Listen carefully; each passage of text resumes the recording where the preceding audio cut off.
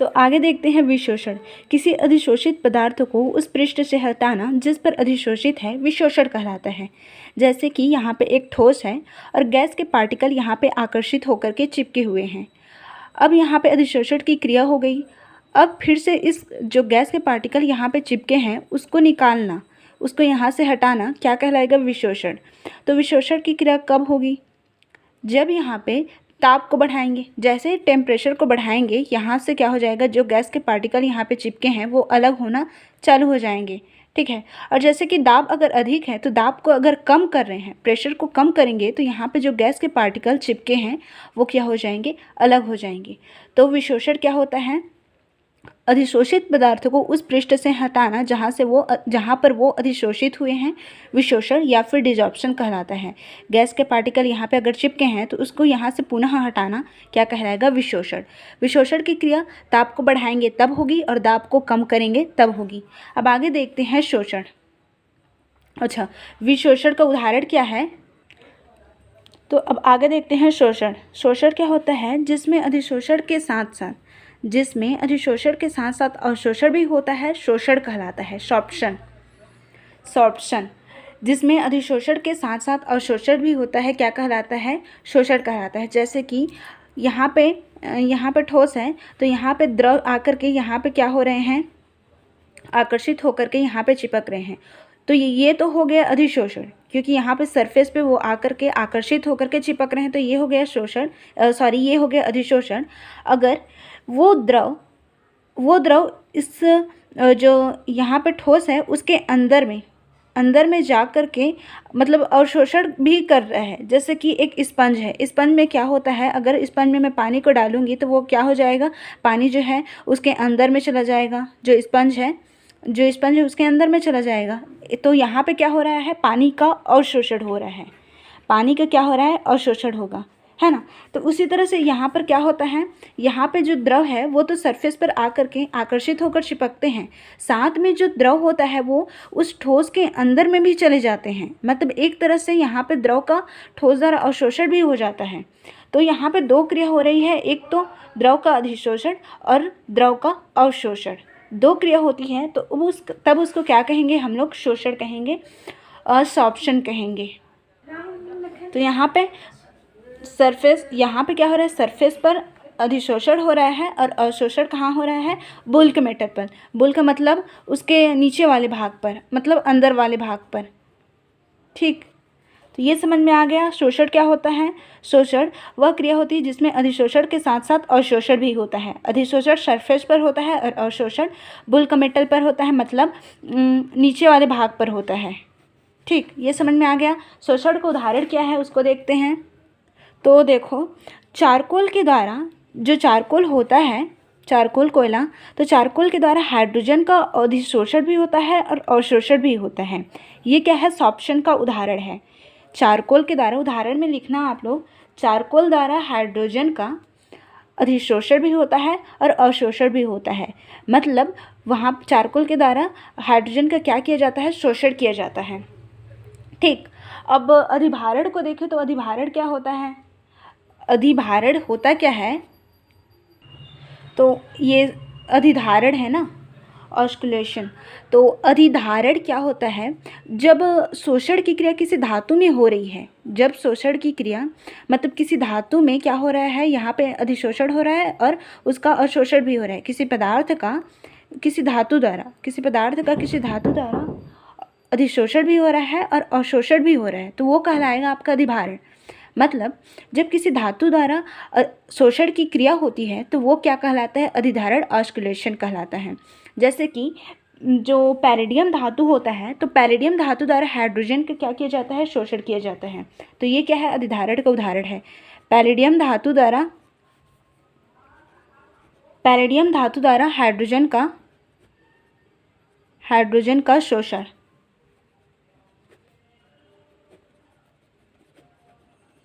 ये किसका उदाहरण है? अधिधारण का, ऑस्कुलेशन का।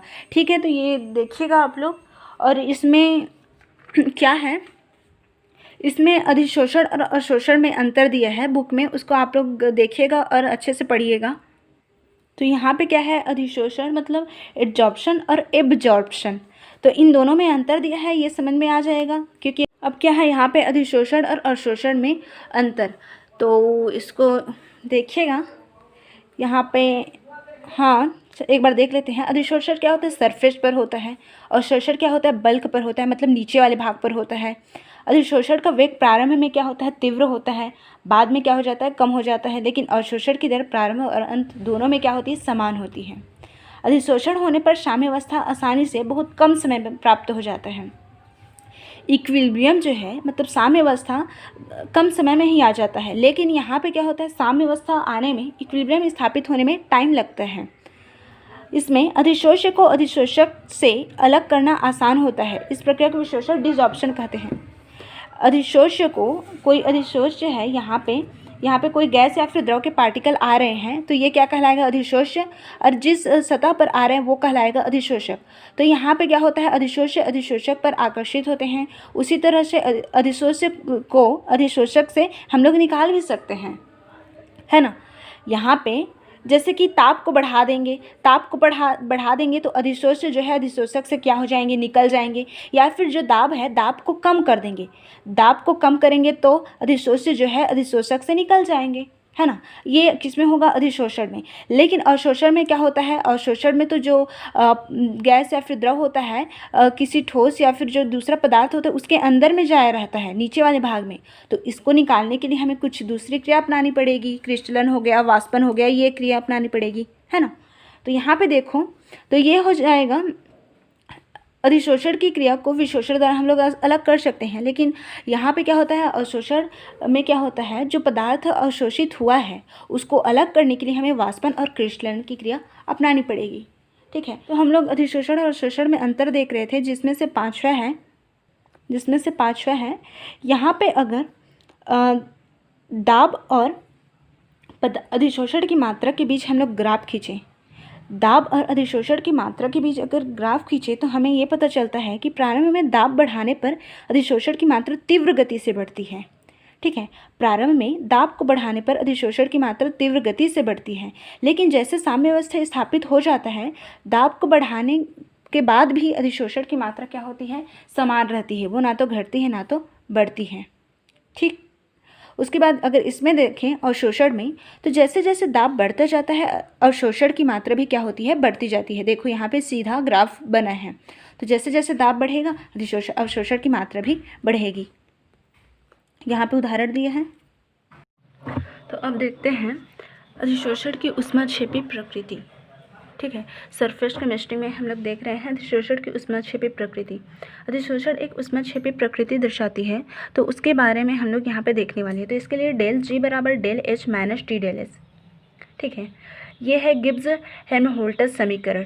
ठीक है, ये है गिब्स हेल्महोल्ट्ज़ समीकरण। इससे हम लोग पता करेंगे कि अधिशोषण एक ऊष्माक्षेपी प्रक्रम है।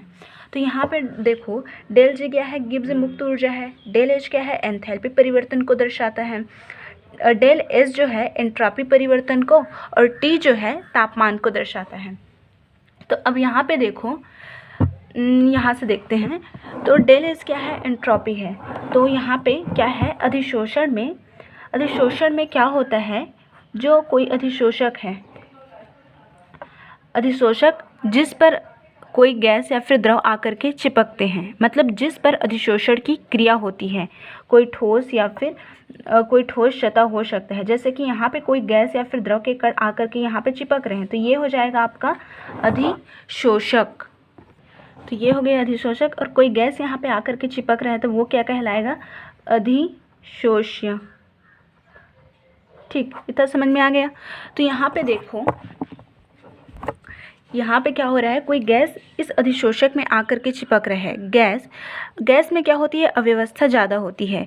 कोई गैस है उसमें क्या होगी, अव्यवस्था अधिक होगी। इसके अकॉर्डिंग अगर यहाँ पे कोई ठोस है तो यहाँ पे क्या होंगे, पार्टिकल्स पास पास में होंगे, तो इसमें अव्यवस्था क्या होगी, कम होगी। तो कोई गैस जो पहले क्या था, इधर उधर फैला हुआ था, जब अधिशोषण की क्रिया हुई तो जो गैस है किस में आकर के चिपक गया, इस ठोस में, इस अधिशोषक में। तो एक तरह से अगर देखें तो यहाँ पे अव्यवस्था का मान क्या हो रहा है, कम हो रहा है। अव्यवस्था कम हो रहा है तो इसके लिए एंट्रोपी का मान क्या हो जाएगा, कम हो जाएगा। अव्यवस्था यहाँ पे कम हो रहा है, क्योंकि गैस पहले इधर उधर फैले थे, वो अब आकर अधिशोषक में आकर्षित होकर के चिपक रहे हैं। जैसे चिपक रहे हैं तो यहाँ पे एंट्रोपी का मान क्या हो जाएगा, कम हो जाएगा। एंट्रोपी मतलब अव्यवस्था क्या हो जाएगी, अब कम हो जाएगी। अव्यवस्था क्या हो गई, कम हो गई। तो डेल एच का मान इसके लिए क्या हो जाएगा, ऋणात्मक हो जाएगा। ठीक है, एक बार फिर से देखते हैं। पहले क्या थे, गैस के कण इधर उधर फैले हुए थे, इधर उधर फैले हुए थे, तो वहाँ पे अव्यवस्था क्या थी, अधिक थी। अब गैस के कण क्या हो गए, इस अधिशोषक में आकर के चिपक गए। किस में आकर के, ठोस में आकर के चिपक गए। तो यहाँ पे जैसे ही आकर के चिपकते हैं तो यहाँ पे अव्यवस्था क्या हो जाती है, अब पहले की अपेक्षा कम हो जाती है। कम हो जाती है तो इस कारण एंट्रोपी का मान भी क्या हो जाएगा, कम हो जाएगा। एंट्रोपी का मान जैसे ही कम होगा तो डेल एस का मान क्या आ जाएगा, ऋणात्मक आ जाएगा। इतना समझ में आ गया। अब देखते हैं यहाँ पे एंथैल्पी को। यहाँ पे एंथैल्पी परिवर्तन का सीधा हमारा मतलब है ऊर्जा परिवर्तन से, कि ऊर्जा में कमी हो रही है कि वृद्धि हो रही है, कि ऊर्जा वैसी की वैसी है। तो अब देखो, जैसे ही अधिशोष्य मतलब गैस या फिर द्रव के कण अधिशोषक पर आकर के चिपकते हैं तो वहाँ से कुछ ऊर्जा क्या होती है, मुक्त होती है। जब अधिशोषण की क्रिया होती है तो गैस या फिर द्रव के कण अधिशोषक पर आकर के चिपकने लगते हैं। जैसे ही अधिशोषक पर आकर के चिपकेंगे तो वहाँ से ऊर्जा क्या होती है, मुक्त होती है। ऊर्जा मुक्त हो रही है, इसका मतलब क्या है, वो ऊष्माक्षेपी परिवर्तन को दर्शा रहा है। ऊर्जा क्या हो रही है, मुक्त हो रही है, इसका मतलब क्या है, ऊष्माक्षेपी परिवर्तन है। ऊष्माक्षेपी परिवर्तन के लिए क्या हो जाएगा, डेल एच का मान क्या हो जाएगा, ऋणात्मक हो जाएगा। ठीक है, ऊष्माक्षेपी प्रक्रम के लिए डेल एच का मान क्या हो जाएगा, ऋणात्मक। अब यहाँ पे डेल एच का मान ऋणात्मक, डेल एच का मान ऋणात्मक आ गया। तो समीकरण 1 से देखते हैं, ये है आपका समीकरण 1। तो यहाँ पे क्या हो जाएगा, डेल जी है, डेल जी के लिए डेल एच का मान क्या है, ऋणात्मक है, ऋणात्मक। और उसके बाद क्या है, माइनस है, तो माइनस। यहाँ पे देखो, ताप के मान में या फिर ताप का मान में अगर ऋणात्मक है तो या फिर धनात्मक है तो इसके कारण इसमें कोई परिवर्तन नहीं होता है, इस अधिशोषण में कोई परिवर्तन नहीं होगा यहाँ पे। इसी कारण मतलब यहाँ पे ये धनात्मक है या कि ऋणात्मक है, इस मान के कारण इसमें कोई परिवर्तन नहीं होगा, तो इसके लिए कोई चेंज नहीं होगा। तो यहाँ पे देखो टी हो गया। उसके बाद क्या है, डेल एस का मान क्या है, माइनस है, तो इसके लिए डेल एस। ठीक, अब यहाँ पे क्या हो जाएगा, डेल जी बराबर minus del H plus T del S, इतना आ गया। ठीक है, उसके बाद देखो, उसके बाद यहाँ पे देखो डेल एच का मान minus del H plus T del S है। अब यहाँ पे ध्यान देना, अगर डेल एच का मान, तो अब यहाँ पे देखो, अगर डेल एच और टी डेल एस का मान समान है तो डेल जी का मान क्या आ जाएगा, 0। जैसे कि यहाँ से देखते हैं, अगर डेल एच का मान आपका 4 है, ठीक है, और टी डेल एस का मान भी क्या है, 4 है, तो यहाँ पे 4 और 4 में माइनस करेंगे तो डेल जी क्या आ जाएगा, आपका 0 आ जाएगा। ठीक, इतना समझ में आ गया। उसके बाद देखें, अगर डेल एच का मान क्या है, कम है टी डेल एस से, ठीक है, ये पहला हो गया। दूसरा में क्या देख रहे हैं, अगर डेल एच का मान क्या है, कम है टी डेल एस से,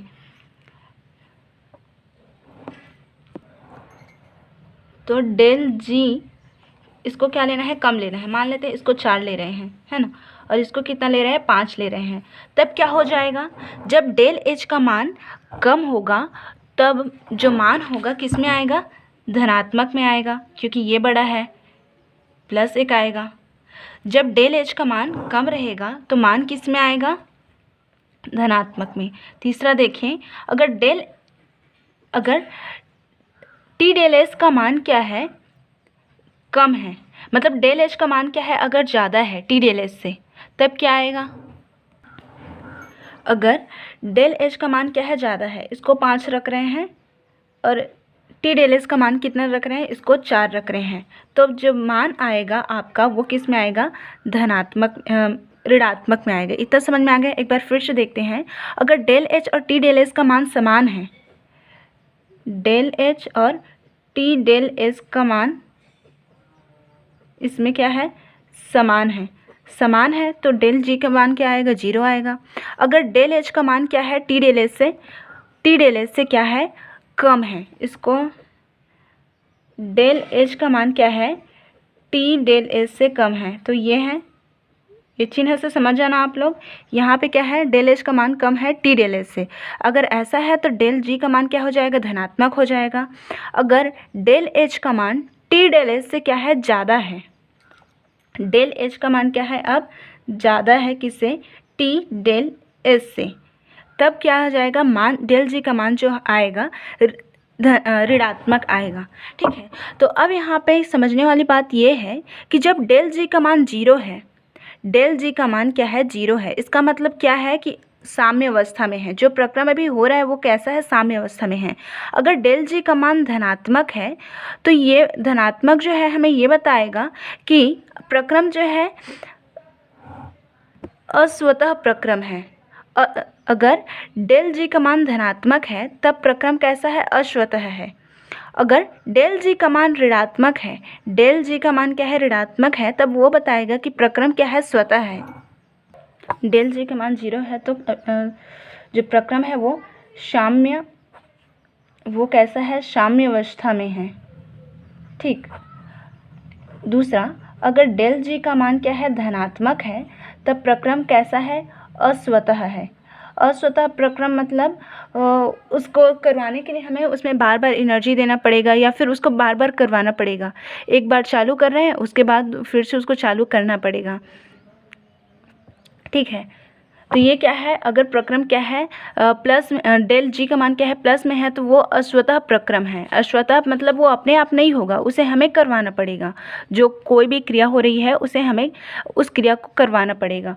उसके बाद क्या है, अगर तीसरा देखें तो डेल जी का मान क्या है, ऋणात्मक है। डेल जी का मान अगर ऋणात्मक है तो प्रक्रम कैसा है, स्वतः है। स्वतः है मतलब एक बार उस प्रक्रम को चालू करवा देने एक बार उस प्रक्रम को चालू या फिर उस अभिक्रिया को चालू कर देने के बाद वो हमेशा होता रहेगा। जैसे कि अधिशोषण, जैसे कि यहाँ पे क्या हो रहा है, कोई ठोस है, यहाँ पे कोई गैस के कण मतलब धूल के कण आकर के यहाँ पे चिपक रहे हैं, तो एक बार यह हो जाने के बाद जैसे ही चालू हो जाएगा उसके बाद ये लगातार होता रहेगा। इसमें हमें बार बार कोई ऐसा करना नहीं पड़ेगा कि एक बार धूल के कण को यहाँ पे ला करके चिपकाना पड़ेगा, उसके बाद थोड़े टाइम के बाद फिर से ला करके चिपकाना, ये हमें नहीं करना पड़ता है, वो स्वतः अपने आप चलता रहता है। लेकिन अस्वतः प्रक्रम क्या होता है, उसे हमें एक बार चालू करना पड़ता है, उसके बाद दोबारा भी चालू करना पड़ता है, वो काम हमें करना पड़ता है। और साम्य अवस्था में क्या होता है, साम्य अवस्था में दोनों तरफ क्या हो जाता है, बैलेंस हो जाता है। ठीक, जैसे कि यहाँ पे क्या है, साम्य अवस्था क्या है, जैसे कि यहाँ पे एक खेत है, ठीक है, मतलब यहाँ पे 2 खेत है और इसमें क्या है, पानी भरा हुआ है। इस खेत में क्या है, पानी भरा हुआ है, तो यहाँ पे मैं यहाँ पे अगर इसको तोड़ दूँ, यहाँ पे जो वो बना है, बांध बना है, उसको तोड़ दूँ तो यहाँ का पानी क्या चला जाएगा, इसमें चला जाएगा और तब तक जाएगा जब दोनों में क्या हो जाए, पानी बराबर ना हो जाए, तब इसको बोलेंगे हम लोग साम्य अवस्था। साम्य अवस्था मतलब संतुलित रहना, इक्विलिब्रियम स्थापित हो जाना, बैलेंस। ठीक, तो इतना समझ में आ गया। तो यहाँ पे डेल जी का मान क्या हो जाएगा, अगर ये प्रक्रम, अधिशोषण एक स्वतः प्रक्रम होता है। अधिशोषण में क्या होता है, जो गैस या फिर जो द्रव होंगे अपने आप आकर के यहाँ पे चिपकने लगते हैं। तो अधिशोषण क्या है, एक स्वतः प्रक्रम है, तो डेल जी का मान क्या आ जाएगा, ऋणात्मक आएगा। ठीक है, और डेल जी का मान क्या आएगा यहाँ पे, ऋणात्मक। क्यों, क्योंकि अधिशोषण एक स्वतः प्रक्रम होता है। यहाँ पे जैसे कि कोई ठोस है तो वहाँ पे धूल के कण आकर के चिपकते रहते हैं। ठीक है, और साम्य अवस्था के बाद उनका चिपकना थोड़ा कम हो जाता है। हमें यहाँ पे कुछ करना नहीं पड़ता है, ना ही पहले करना पड़ता है ना ही बाद में, वो अब उसके ऊपर निर्भर करता है। तो यहाँ पे डेल जी का मान ऋणात्मक आएगा क्योंकि प्रक्रम कैसा है, स्वतः है। ठीक है, तो इस तरह से हमने देखा अधिशोषण एक उसकी ऊष्माक्षेपी प्रकृति। इसको मैं एक बार लिख देती हूँ जिसके बाद आपको अच्छे से समझ में आ जाएगा। आगे देखते हैं अधिशोषण की ऊष्माक्षेपी प्रकृति में आपको लिखना क्या है। अधिशोषण में अधिशोष्य अधिशोषक पर आकर चिपकते हैं, ये सबको पता है। कोई अधिशोषक होता है उसमें अधिशोष्य मतलब गैस या फिर द्रव के कण आकर के चिपकते हैं, मतलब क्या होते हैं, आकर्षित होते हैं। जैसे जैसे किसी ठोस पर गैस आकर चिपक रहे हैं, किसी ठोस पर कोई गैस आकर चिपक रहे हैं, आकर्षित हो रहे हैं, तो अगर यहाँ ध्यान देखें तो हमें पता लगेगा कि गैस ठोस पर चिपक रहे हैं तो एंट्रोपी का मान क्या हो रहा है, कम हो रहा है, क्योंकि गैस में एंट्रोपी का मान अधिक व ठोस में एंट्रोपी का मान कम होता है। गैस में अव्यवस्था क्या होती है, ज़्यादा होती है, ठोस में अव्यवस्था क्या होती है, कम होती है। कोई पहले क्या है, कोई गैस है, गैस में पार्टिकल दूर दूर में रहते हैं तो अव्यवस्था क्या होती है, ज़्यादा होती है। जैसे ही ये आकर के इसमें चिपकेंगे तो अव्यवस्था क्या हो जाएगी, अब कम हो जाएगी। इसका मतलब ये है कि डेल इसका मान क्या हो जाएगा, ऋणात्मक हो जाएगा। क्यों? क्योंकि एंट्रोपी में कमी आई है। एक बार फिर से देखते हैं। अधिशोषण में अधिशोष्य अधिशोषक पर आकर चिपकने लगते हैं, मतलब आकर्षित होते हैं। जैसे किसी ठोस पर कोई गैस आकर के आकर्षित हो रहा है, मतलब चिपक रहा है। तो अगर हम यहाँ पे ध्यान से देखेंगे तो हमें ये पता लगेगा कि गैस ठोस पर आकर चिपक रहे हैं तो एंट्रोपी का मान कम हो रहा है, मतलब अव्यवस्था क्या हो रही है, कम हो रही है। एंट्रोपी का मान कम हो रहा है तो डेल इसका मान क्या आ जाएगा, ऋणात्मक आ जाएगा।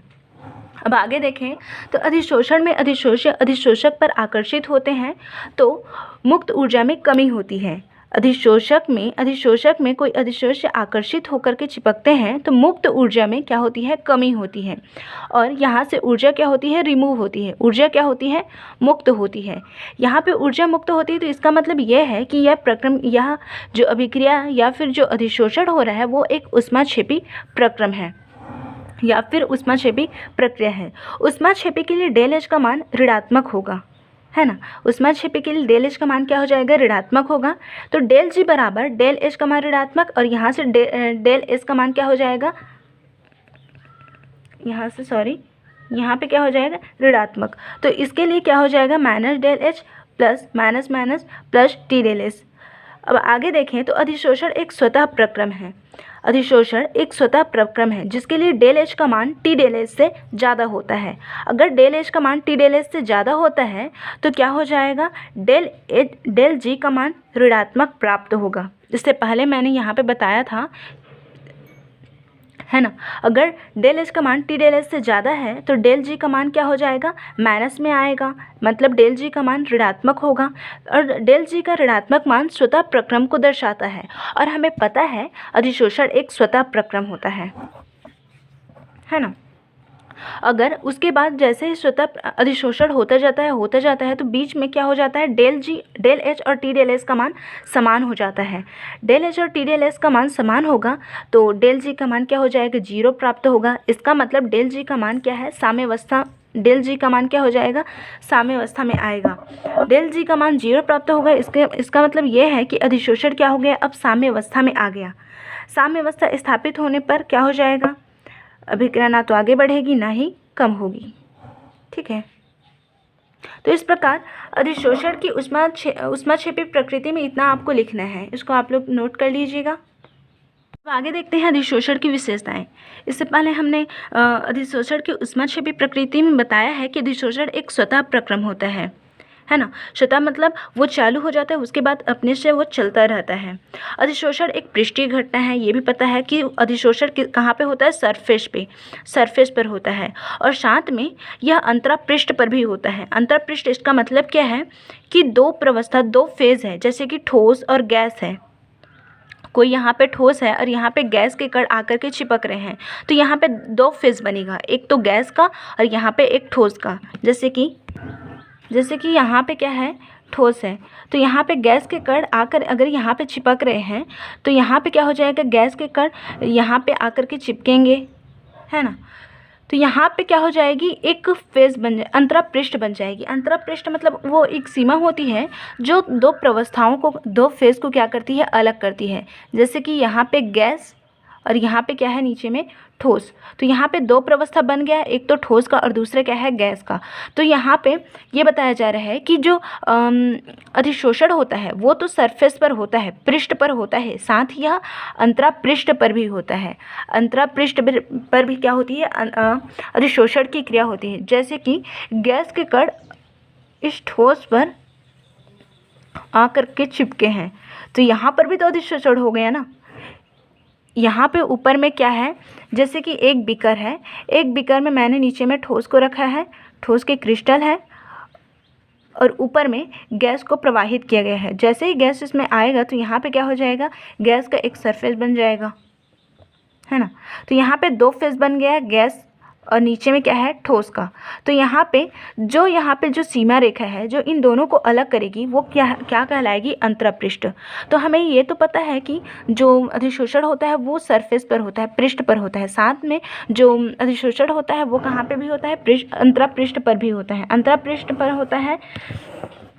तो यहाँ पे कुछ मतलब निम्न प्रकार के अंतरापृष्ठ हो सकते हैं। पहला तो है ठोस गैस के बीच अंतरापृष्ठ, दूसरा ठोस के बीच अंतरापृष्ठ, और ठोस और द्रव के बीच अंतरापृष्ठ हो सकता है, और द्रव और गैस के बीच अंतरापृष्ठ हो सकता है, और द्रव के बीच अंतरापृष्ठ हो सकता है। हाँ, तो इतना अंतरापृष्ठ यहाँ पे बन सकता है। तो अंतरापृष्ठ जो दोनों फेस को क्या करती है, अलग करती है। मैंने बोला जो अधिशोषण होता है वो सरफेस पर होता है, किसी भी सरफेस पर होता है, इसके साथ साथ वो अंतरापृष्ठ पर भी होता है, क्योंकि यहाँ पे गैस है तो गैस के कण कुछ मात्रा में यहाँ पे ठोस में आकर के तो घुलेंगे ना, यहाँ पे बीच में भी रहेंगे, ऊपर में भी रहेंगे, तो एक तरह से वहाँ पर भी तो अधिशोषण हो रहा है ना। तो ये अधिशोषण मतलब अंतरापृष्ठ पर इस प्रकार के अधिशोषण होते हैं, ठोस और गैस के बीच, और ठोस के बीच, ठोस और द्रव के बीच, द्रव और गैस के बीच, और द्रव के बीच। गैस और गैस के बीच अधिशोषण क्या है, नहीं होता है। गैस और गैस के बीच अधिशोषण कभी नहीं होता है। तो यहाँ पे देखो गैस और गैस के बीच मतलब अधिशोषण नहीं होगा। क्यों नहीं होगा, क्योंकि यहाँ पे जैसे कि एक बीकर है, इसमें कोई गैस भरा हुआ है, अगर इसके जैसे कि नाइट्रोजन गैस इसके अंदर में है, अच्छा, तो यहाँ पे जैसे कि एक बीकर है, उसमें अंदर में क्या है, नाइट्रोजन गैस भरी है। अगर इसके ऊपर में मैं हाइड्रोजन गैस को डाल रही हूँ तो यहाँ पे क्या हो जाएगा, ये दोनों गैस आपस में पूरी तरीके से एक समांगी मिश्रण बना लेंगे, घुल जाएंगे। तो यहाँ पे तो कोई फेज सीमा रेखा बनेगा ही नहीं, तो यहाँ पे अधिशोषण कैसे होगा। इसके अलावा जो ठोस गैस होता है, ठोस होता है, ठोस द्रव और द्रव गैस, द्रव के बीच अंतरापृष्ठ मतलब अधिशोषण होता है। गैस और गैस के बीच अधिशोषण नहीं होता। तो इसी कारण यहाँ पे बोला गया है कि अधिशोषण एक सरफेस मतलब पृष्ठीय घटना है जो सभी प्रकार की सतह सरफेस पर तो होती ही है, साथ में यह अंतरापृष्ठ पर भी होती है, जो निम्न प्रकार के अंतरापृष्ठ पर अधिशोषण हो सकती है ना। तो अब आगे देखते हैं, ये है अधिशोषण किस किस पर कौन कौन से अंतरापृष्ठ पर अधिशोषण होगा, इसमें दिया है, इसको मैंने अभी बताया है। अब यहाँ पे देखते हैं अधिशोषण प्रक्रम जो एक स्वतः प्रवर्तित होता है। डेल जी का मान तभी ऋणात्मक होगा, डेल जी का मान ऋणात्मक तभी होगा जब डेल एच का मान टी डेल एच से क्या होगा, ज़्यादा होगा। जब डेल एच का मान टी डेल एच से ज़्यादा होगा तभी क्या होगा, डेल जी का मान ऋणात्मक आएगा। डेल जी का ऋणात्मक मान स्वतः प्रक्रम को दर्शाता है ना। तो ये तो डेल एच का मान टी डेल एच से ज़्यादा होगा जब अधिशोषण प्रारंभ होगा। उसके बाद कुछ समय के बाद क्या हो जाती है, साम्य अवस्था स्थापित हो जाती है, मतलब डेल एच का मान टी डेल एच के बराबर हो जाता है। तब क्या हो जाएगा, डेल जी का मान 0 आ जाएगा। इसके बारे में हमने देखा था, जब डेल एच का मान टी डेल एच से क्या है, ज़्यादा है, जैसे कि 5 है और इसका मान 4 है टी डेल एच का मान, तो यहाँ पे डेल जी का मान ऋणात्मक आएगा। और ऋणात्मक मान क्या बताता है, स्वतः प्रक्रम को दर्शाता है ना। तो जब अधिशोषण चालू होगा तो डेल एच का मान टी डेल एच से ज़्यादा रहेगा और डेल जी का मान भी ऋणात्मक रहेगा। लेकिन जैसे जैसे अधिशोषण होता जाएगा तो कुछ समय के बाद डेल एच का मान और टी डेल एच का मान दोनों क्या हो जाएगा, समान हो जाएगा और डेल जी का मान 0 आ जाएगा। 0 मान ये बताता है कि अभी जो अभिक्रिया अधिशोषण हो रहा है वो साम्य अवस्था में है, ठीक। तो साम्य अवस्था में क्या हो जाता है, अभिक्रिया तो आगे बढ़ती रहती है, जैसे कि तो शुरुआत में डेल जी का मान क्या हो जाएगा, माइनस में आएगा। क्यों आएगा, क्योंकि डेल एच का मान टी डेल एच से क्या होगा, ज़्यादा रहेगा। उसके बाद डेल एच का मान और टी डेल एच का मान दोनों क्या हो जाता है, इक्वल आ जाता है। तो इसका मतलब डेल जी का मान क्या आ जाएगा, 0 आ जाएगा। 0 डेल जी का मान 0 मान ये बताता है कि अभी क्या है, अब साम्य अवस्था है। साम्य अवस्था मतलब जैसे कि ए से a + b क्रिया करके c बना रहे हैं, है ना। तो पहला क्या शुरुआत में क्या हो जाएगा, ए और बी जुड़ेंगे, उसके बाद सी बनाएंगे। लेकिन क्या हो जाएगा, जैसे ही सी टूटकर फिर से ए और बी बनाएंगे, तब यहाँ पे क्या हो जाएगा, इरिवर्सिबल मतलब रिवर्सिबल रिएक्शन होगा, मतलब उत्क्रमणीय प्रक्रिया चलेगी। ए और बी मिलकर सी बना रहे हैं, उसके बाद सी टूटकर फिर से ए और बी बना रहे हैं, तो यहाँ पे क्या हो रहा है, उत्क्रमणीय अभिक्रिया हो रही है। लेकिन उत्क्रमणीय अभिक्रिया में क्या होती है, जितना ए और बी मिलकर सी बना रहे हैं उतना सी क्या है, ए और बी में टूट रहा है, ऐसे अभिक्रिया चल रही है। तो ये कहलाएगा आपका साम्यावस्था। जब ए और बी जुड़कर सी बना रहे होते हैं और सी टूटकर फिर से ए और बी बना रहा है, तब क्या कहलाएगा, यहाँ पे साम्यावस्था, मतलब दोनों दिशा में चल रही है और साथ में दोनों इक्वल फेज में चल रही है। जितना ये जुड़कर सी बना रहा है उतना ये टूटकर फिर से ए और बी बना रहा है, तो यहाँ पे क्या कहलाएगा, वो साम्यावस्था कहलाएगा। वैसा ही अधिशोषण में होता है, अधिशोषण होता जाता है और बीच में थोड़े टाइम के बाद क्या हो जाता है, साम्यावस्था आ जाता है ना। तो अब आगे अधिशोषण की विशेषताओं को हम लोग देख रहे थे, जिसमें से पहला और दूसरा और तीसरा के बारे में देखा। अब अधिशोषण की विशेषता में चौथा को देखते हैं। चौथा विशेषता क्या है, अधिशोषण होने पर एंट्रोपी में क्या होती है, कमी आती है, ये सबको पता है। जैसे कि गैस के कण हैं, तो गैस के कण ठोस में आकर के चिपक रहे हैं, तो गैस में क्या होती है, अव्यवस्था अधिक, लेकिन ठोस में अव्यवस्था कम होती है। और गैस ठोस में आकर के चिपक गए हैं तो अव्यवस्था और ही कम हो जाएगी, मतलब एंट्रोपी का मान क्या हो जाएगा, कम हो जाएगा। चूँकि स्वतंत्र गैस से जब गैस किसी ठोस की सतह पर एकत्रित होती है तो उनकी स्वतंत्रता की कोटि में कमी आती है, इसका मतलब एंट्रोपी का मान कम होता है।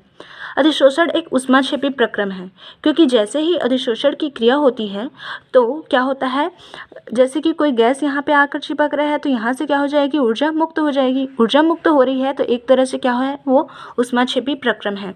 तो इस तरह से अधिशोषण की विशेषता के बारे में देखा। अधिशोषण एक स्वतः प्रक्रम है। अधिशोषण एक पृष्ठीय सरफेस पर होती है और अंतरा पृष्ठ पर होती है। अधिशोषण एक स्वतः प्रक्रम है, इसके लिए डेल जी का मान ऋणात्मक होता है। ऋणात्मक मान, डेल जी का ऋणात्मक मान तभी होगा जब डेल एच का मान टी डेल एच से ज़्यादा होगा। आगे देखा अधिशोषण होने पर एंट्रोपी के मान में कमी आती है। और आगे देखा अधिशोषण एक ऊष्माक्षेपी प्रक्रम है, इसके बारे में आप लोग अच्छे से नोट कीजिएगा। ठीक, अब आगे देखेंगे अधिशोषण के प्रकार।